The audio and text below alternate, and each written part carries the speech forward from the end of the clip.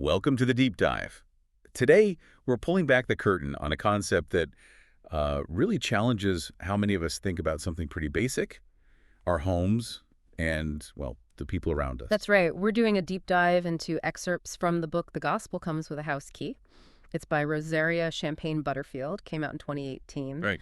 And it focuses on Christian hospitality, specifically in what she kind of calls a post-Christian world. And our mission today, really, is to unpack what the author actually means by radically ordinary hospitality. Like, what does that look like? Why does she think it's so crucial? And, what we maybe learn about using our own homes to connect with neighbors, live out our beliefs, just in a way that feels real today. Yeah, and we've got a good stack of source material here. It's really rich with personal stories, some deep reflections rooted in faith, and actually surprisingly practical ideas, sometimes challenging ones too. Okay, let's dive in then. Let's unpack this. So the heart of the book, it really presents the central idea: radically ordinary hospitality. And the author defines it as basically using your Christian home, not just for you, but like every day, consistently, in a way that turns strangers into neighbors. Strangers into neighbors. And then ideally those neighbors into, well, part of the family of God. And that core message, the title, right, the gospel, it comes with a house key. Exactly. That's it. It suggests the gospel, that sort of core Christian message. It's delivered and lived out relationally, often, right there in the home. Okay. And it's definitely not just abstract theory. The book pulls heavily from her own life, Both before her conversion, she was a tenured English professor, a lesbian activist. Right, quite a shift. Huge shift. And then after her conversion, her family's ongoing practice of this kind of hospitality, which is often pretty messy, according to her stories. Those stories are really key to getting the concept.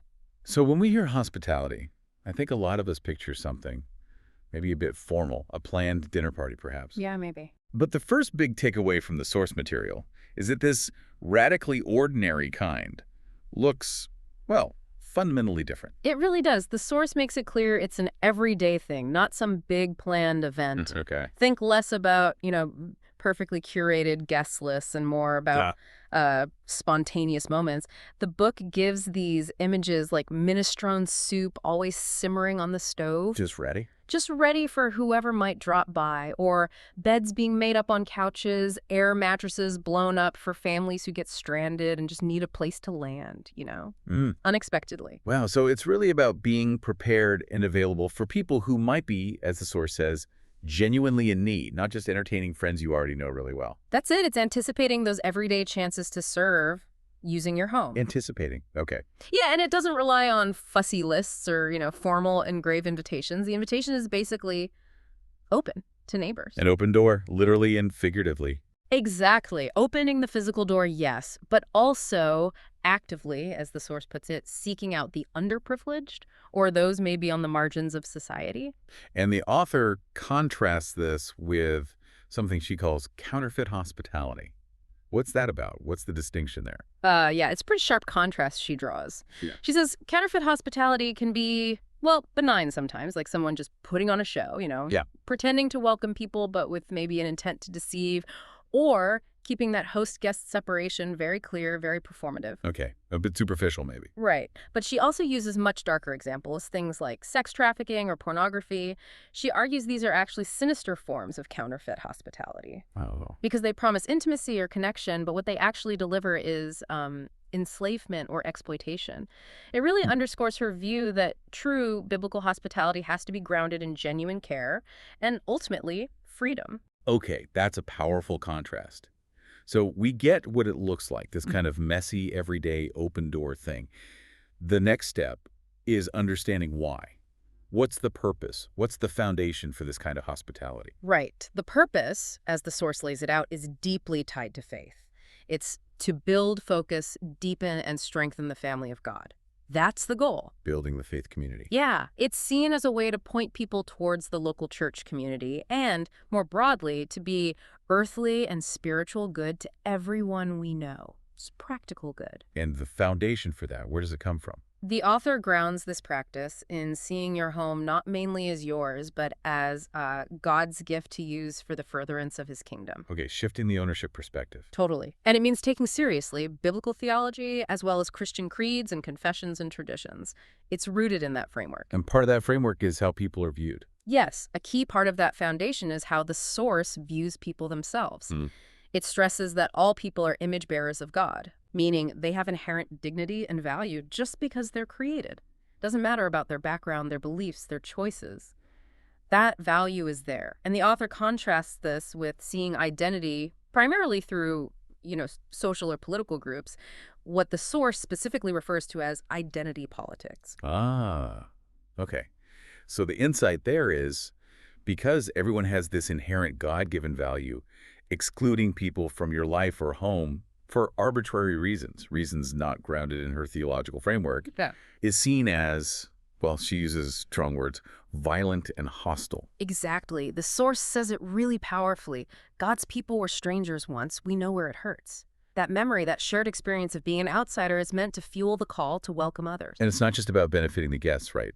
The author says it actually does something to the host, the person doing the welcoming. Oh, absolutely. She argues it paves a way for deep union with Christ. It actually renews the faith and revives the hope of the person practicing it. And it also sanctifies us, kind of refines us by putting us in a sacrificial posture of service. So it's a pathway for growth and spiritual transformation for the host, too. The source even frames it as an act of spiritual warfare. Yeah. That sounds pretty intense. It does. It's described as a way of destroying arguments raised against the knowledge of God by taking every thought captive to obey Christ. The idea is engaging with the world's ideas and struggles through love and truth right there in your home, not retreating. Okay. Now, living this way, it sounds wonderful in theory, maybe a bit idealistic, but the source is, you mentioned, really honest about the reality. It costs something. It requires real sacrifice. Oh, absolutely. Unflinchingly honest. The author says flat out it can be expensive and even inconvenient. I bet. And she gives really concrete examples from her own life. Like it doubles or triples their grocery budget. Wow. It means fewer vacations, fewer house projects, less entertainment, no new cars, maybe not designer clothes for the kids. Real trade-offs. So it fundamentally compels us, as the source says, to care more for our church family and neighbors than our personal status in this world. It's a real redirection of resources, priorities, away from just personal comfort. Exactly. A redirection. The source describes this as bearing sacrifices of obedience, which she admits can sometimes feel like heavy and hard crosses, self-denials that feel like death. That's intense language, like you said. It really is. So how is that even sustainable? It sounds draining. Well, the book argues that Christians aren't called to do this just out of their own limited strength. It emphasizes that Christians are strong in Christ, that the ability to obey, to give until it hurts, comes from God's strength, not just self-reliance. That's the theological underpinning. Okay, relying on something bigger. Yeah. But there's also a challenging practical reality the author highlights. Using your home this way means you get into the daily need to have a plan for sin, yours and other people's. Right. That's a really important point she makes because, as the source puts it pretty bluntly, desperate people do desperate things. When you open your life to people who are genuinely in need, you are going to bump up against real life messes, struggles, and sometimes sin. The insight is you need to be ready for that.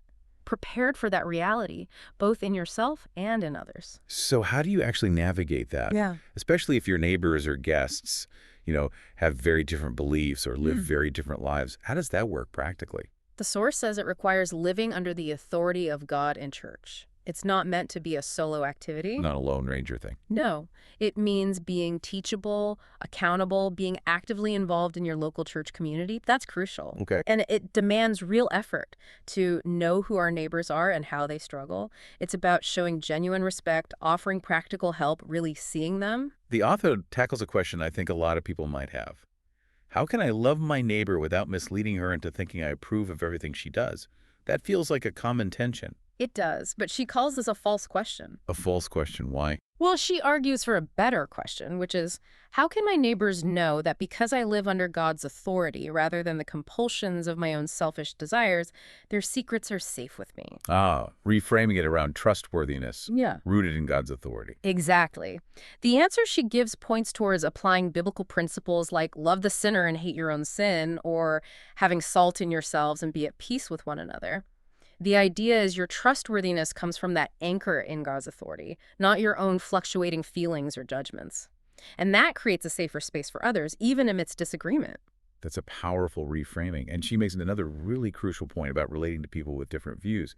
Your relationship. Yeah. It has to be as strong as your words. Yes. That's huge. If you have strong words, meaning you're speaking truth, maybe addressing difficult things, disagreements, but you have a weak relationship with that person, Yeah. the source actually calls that approach violent. Yeah, because the relationship provides the necessary context, the trust for any hard conversations or truth-telling. Without that strong relationship, built through consistent love and just being present, words can really wound. They can become destructive. That makes a lot of sense. Now, all these concepts, the everyday openness, the cost, navigating difficulties, they really come alive in the stories the author tells, don't they? Oh, absolutely. The anecdotes are where you really see it in action. Let's dive into some of those. Maybe start with her own conversion story, because that seems foundational. Yeah, it's striking because it shows the power of this hospitality firsthand, from the receiving end. This is the story of Ken and Floy Smith, right? Inviting her, this outspoken atheist professor, ideologically opposed to everything they stood for, inviting her to dinner. Right, and she initially accepted, thinking, it'd be good research. She called them her unpaid research assistants in her mind. But their consistent open home, it just became something else entirely for her. It turned into her 2-year refuge and way station, a place she was just welcomed week after week and allowed to wrestle with the Bible, with faith, with the claims of Christianity without pressure. That's the core nugget there, isn't it? That power of bringing quote-unquote enemies close, not to debate or win, but just to live life alongside them, opening a space, maybe for God to work over a long period, shows that long-term impact. Exactly. Consistency, patience. Then there's that really intense story about their neighbor, Hank. Oh yeah, the recluse neighbor, and then the meth lab discovery. That must have just thrown the whole neighborhood into chaos. Total chaos. The source describes the fear, the drama, and also the criticism that came their way, the author's family's way, and neighbors calling them friends of the evil one just for having associated with Hank at all. Ouch. So how did they respond? Well, this is key to her view of hospitality. Instead of pulling back or joining the criticism, they opened their home during the crisis. Neighbors were milling around, watching the police activity in Hank's yard. Right in their front yard, basically. Yeah. And the author's family they started making scrambled eggs, put on a big pot of coffee, set out Bibles, and invited people in, off the street, into their home. Wow. In the middle of all that. Yeah, created a safe space for their scared, confused neighbors right then and there. And it didn't stop when Hank went to jail. They kept up contact visits, letters, sending him books. It's just a raw, powerful example of loving a very difficult neighbor in a profoundly messy situation, even when it costs you socially. That's incredible. The story about visiting the government-run foster home is also really impactful, but in a different way. It paints such a stark contrast. Yeah, that description, it's disturbing. The endless rule charts plastered everywhere, the kids seeming heavily medicated, almost no toys, no personal warmth. The source uses the analogy of the yellow wallpaper to convey that oppressive atmosphere. And contrasting that with her own experience fostering and adopting kids like Samantha and Michael, it really drives home that insight that Christian homes are called to be different, right? Places of real safety, warmth, family connection, not institutions. Absolutely. And that moment she describes with Michael. He was scared, new environment, but then he locks eyes with her kids, Knox and Mary, and gets down on the floor with them. His face just lights up, even though they're total strangers. It's so poignant. It shows that immediate human connection that can spark in a truly welcoming home. Shifting gears a bit, the book also has moments that are more everyday. Oh. Even got humorous like the cat incident. Oh, yeah, Tipper the sick cat, having to care for it, clean up messes, right, when they're trying to host people. And it leads to that unforgettable line, which freezer should I use for the body? It's dark humor, definitely. But it illustrates the point perfectly, doesn't it? This radically ordinary hospitality isn't about everything being smooth or picture perfect. It's messy, Life happens. Unexpected stuff comes up. And it means showing genuine Christian care for things that our neighbors care about, even if it's just their sick cat. It's about being present in the reality of their lives, warts and all. Right, being real. The Thanksgiving dinner story is another great example, showing the scale and the diversity it can involve. And the cost again. Yeah, 27 people, church friends, neighbors from all different walks of life, family, all crammed into one house. Must have been tight seating. Totally. Yeah. Using kitchen stools, piano benches, whatever worked.